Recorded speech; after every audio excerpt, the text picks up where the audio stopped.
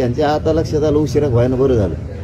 हे छगन भुजबळमुळं आणि त्या परळीमुळे येऊन बसत आणि दिले आपला तणाव करून मराठ्याचा धनगराचं घेणं द्या. ते तिकडे ते यावल्या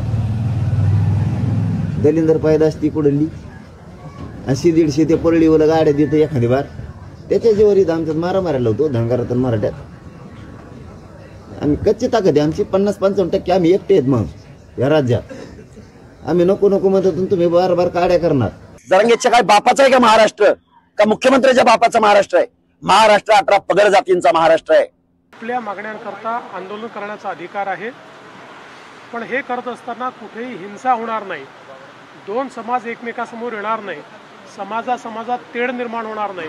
समाजामध्ये कुठली हिंसा होणार नाही याची दक्षता ही त्या समाजाच्या नेत्यांनी किंवा जे आंदोलन करतात त्यांनी घेतली पाहिजे. महाराष्ट्र सरकारचं अपयश आहे. महाराष्ट्र सरकारने मराठा, धनगर, लिंगायत, मुस्लिम आणि भटक्या विमुक्त समाजांना आरक्षण देऊ असा शब्द हा महाराष्ट्र सरकारने दिलेला तुमच्या चॅनलवर राज्यानेही देशाने पाहिलेला आहे आणि त्याला कॉन्स्टिट्यूशन अमेंडमेंटची गरज आहे.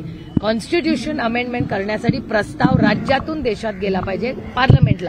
पार्लमेंटमध्ये बाकीची राज्य, अनेक राज्यांची बिलं मी पार्लमेंटमध्ये लोकसभेत मतदान सरकारच्या बाजूनी केलं जेव्हा आरक्षणाच्या मागण्या आलेल्या आहेत. मग महाराष्ट्र सरकारचा प्रस्ताव का येत नाहीये पार्लमेंटमध्ये याचं उत्तर कोणीतरी आम्हाला द्यावं.